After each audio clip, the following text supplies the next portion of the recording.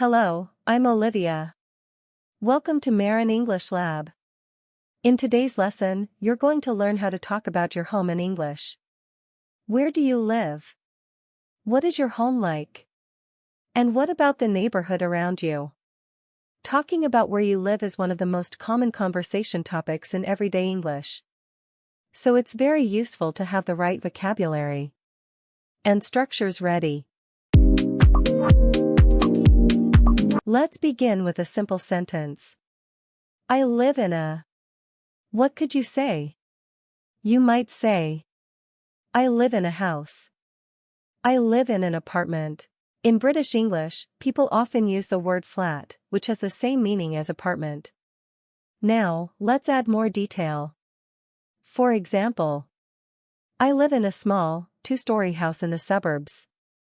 When we talk about how many floors a building has, we usually use the word story. A two-story house.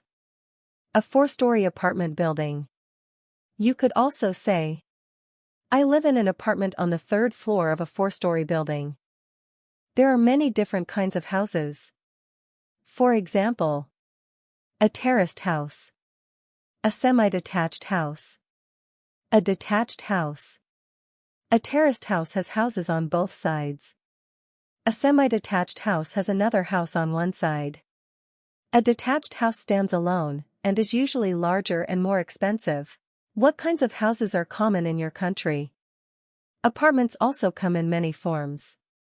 If you live in a very tall building, you can say a high-rise, American English. A tower block, British English. Some houses are divided into apartments, which are called converted apartments. And if an apartment has only one main room, it's called a studio. Larger apartments may even be duplex apartments, meaning they have more than one floor. Next, let's talk about the inside of your home. A good starting point is to mention the rooms.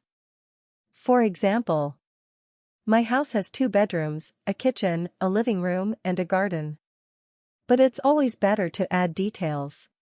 My house has 2 small bedrooms, a kitchen with a dining table, a living room with large windows, and a small garden. Other rooms you might mention include a dining room, an office or study, a balcony or terrace. Try making a sentence about your own home. Now, let's add opinions. What do you like about your home? Positive adjectives include spacious, large, with lots of room. Cozy, warm and comfortable. Light, with plenty of natural sunlight. Convenient, close to important places. For example, it's convenient for the subway. It's convenient for my office. What if you don't like your home? Here are useful negative words. Cramped, too small. Dark, not enough light. Drafty, cold air comes in. Stuffy, not enough fresh air. Noisy, too much sound from outside. For example, my home is light and spacious, but it can get drafty in winter. Another common question is, who do you live with? You could say, I live with my parents. I live in a shared house with 4 flatmates. I live by myself. Simple, but very useful. Finally, let's talk about your neighborhood. Be careful, a neighborhood is not a person, it's the area near your home. Is your home in the city center? In the suburbs? On the outskirts? In a village? In the middle of nowhere?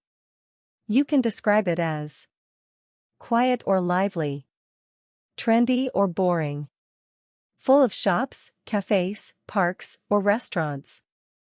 For example, I live in a lively area near the city center. There are many cafes and places to go. Or, I live in a quiet suburb. It's nice, but a little boring because there isn't much to do. Now, if you combine everything from this lesson, you can give a full and detailed answer. For example, I live in a 2-story terraced house. It has 2 bedrooms, a living room, a small kitchen, and a garden. It's cozy and convenient for work, but it can feel a bit cramped when we have guests. I live with my husband and daughter. Our home is near the city center in a quiet neighborhood, with a small park nearby. So, what about you? Can you describe where you live using some of the language from today's lesson? That's the end of this lesson. Thank you so much for watching Marin English Lab.